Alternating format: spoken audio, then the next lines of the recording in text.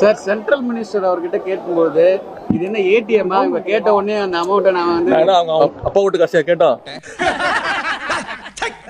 என்ன சிரிப்பு ராஸ்கல், என்ன சின்ன பிள்ளைத்தனமா இருக்கு. தமிழ்நாட்டு மக்கள் கொடுத்த வரி பணம் தானே.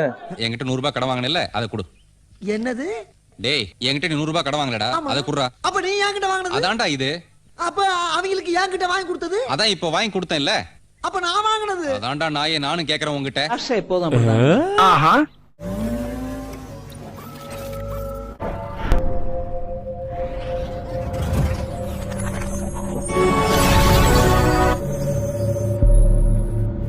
அந்த சனாதன தர்மம் போது கூட அப்படிதான் நாங்க அழிக்க வரல ஒழிக்கவே வந்திருக்கோம். மறுபடியும் மோளம் சொல்லுங்க. நாங்க அழிக்க வரல ஒழிக்கவே வந்திருக்கோம். நல்லா தானே சொல்லிக்காரு. அப்புறம் இத வரவேறுங்க எல்லாம் பேசினாரு இல்லீங்களா, அவரோட பாஷை எப்போ. இதுல நக்கல் வேறயா? கிளவிய வேற ரூட்ல போய் தானே கரெக்ட் பண்ணணும். அண்ணே கரெக்ட் பண்ணா தானே காசு வாங்க முடியும். அத சொல்ல வந்தேன். ஆனா கொஞ்சம் சும்மா இருக்கியா, மனப்பாடம் பண்ணி ஓட்டிக்கிட்டு இருக்கேன். அவங்க அப்பா வீட்டு பணமா அப்படின்னு கேக்குற மாதிரி எல்லாம் பேசுறவங்க அவங்க அப்பா வீட்டு சோத்தை வச்சுட்டு அவர் இன்னைக்கு பதவியை அனுபவிச்சு. இதற்கு இது பதில் இல்லையே. இப்போ அவன் கேட்டதுக்கும் நீங்க சொன்னதுக்கும் என்ன சம்பந்தம்? பஞ்சு நல்லா இருக்கான்னு மட்டும் பார்க்கணும், அதுக்குள்ள ஆராய்ச்சி பண்ணக்கூடாது. நீங்க உங்க அப்பா தயவுல தான் அமைச்சர் ஆனீங்கன்னு உதயநிதியை கேக்குறீங்க. அதுக்கு நீங்க முதல்ல தேர்தல்ல நின்னு மக்களை சந்திச்சு ஓட்டு வாங்கி ஜெயிச்சு அமைச்சரா இருந்தா பேசலாம் அப்படின்னு சொல்ல முடியுமா? உனக்கு வயசு என்னாச்சு? 75. காலம் போற வயசுல உனக்கு காமெடி தேவையா? கேட்க முடியுமா?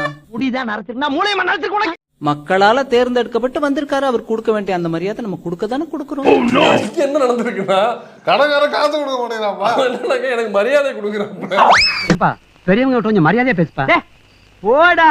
மரியாதை அவ்வளவுதானே. இப்ப எப்படி கொடுக்குற மட்டும் பாருங்க. மரியாதைக்குரிய மாண்புமிகு ஒன்றிய நிதியமைச்சர் அவர்களே, உங்க அப்பா வீட்டு காசை நாங்க கேட்கல.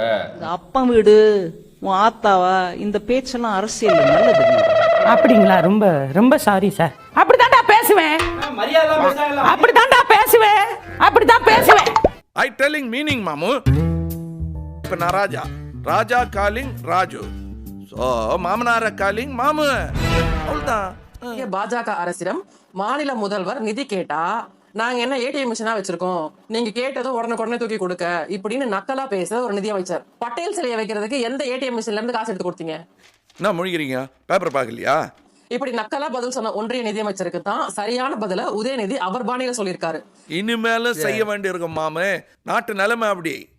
இதுல என்ன தப்பு இருக்கு? அவர் அரசியல் இன்னும் முன்னுக்கு வரணும்னு ஆசைப்படுறாரு இல்லீங்களா, அந்த குடும்பமும் ஆசைப்படுது இல்லீங்களா. கொல்லப்புறமா வந்து அமைச்சராக உட்கார்ந்துருக்க உங்களுக்கே இவ்வளவு ஆணவம் இருக்குன்னா மக்களால் தேர்ந்தெடுக்கப்பட்டு வந்தவருக்கு எவ்வளவு இருக்கும்? உன்னைக்கு அவ்வளவு அதுப்புன்னா உங்களுக்கு எவ்வளவு அதுப்பு இருக்கும் இல்ல, எவ்வளவு அதுப்பு இருக்குன்ற நீ என்ன அவ்வளோ பெரிய அப்பாட்டாக்கிறா?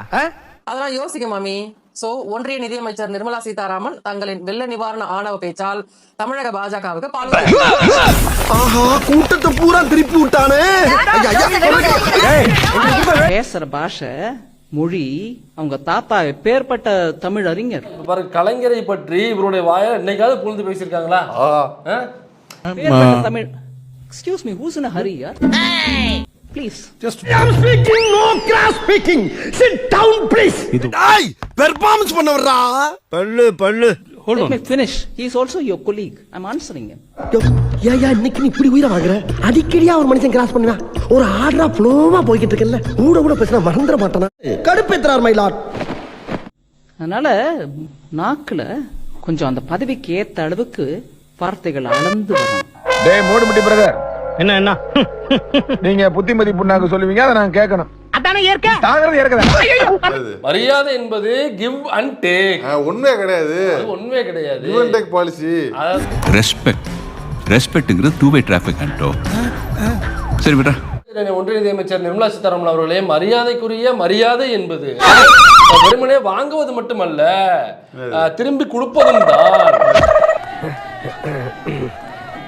மரியாதை தெரியாத பசங்கப்பா. பிளட் உங்களை மாதிரி இல்ல தெரியுமா அவனுங்க? டேய் நாங்க அதை விட தமிழ்நாட்டு மக்கள் உங்களுக்கு கிளாஸ் இருக்க இடத்துல நீங்க மரியாதைக்குரிய அந்த மரியாதை என்னன்னு தெரியாம இருக்கீங்க. இது நான் பொதுப்படையா சொல்றேன், அவர் மேல காழ்ப்பு உணர்வோ ஏதோ வச்சுட்டு சொல்றேன். ஏன்னா அந்த அளவுக்கு நாங்க பல விஷயங்களை தெளிவுபடுத்துவோம். கேட்டி போய்க்க. டேய் நீ யாரு, என்ன குலம் கோத்திரம் எல்லாம் தெரியும்டா.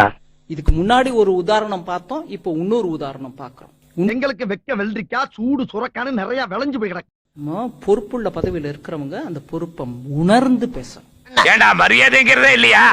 கொஞ்சம் பொறுமையா, வாயும் வார்த்தையும் பொறுமையும் நல்ல குணங்கள்.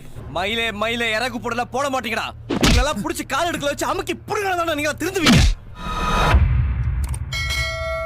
ஒரு மனுஷன் எதையாவது பண்ணி முன்னுக்கு வரலாம்னு பார்த்தா கால் வைக்கிற இடமெல்லாம் கண்ணி விடி வைக்கிறாங்களே.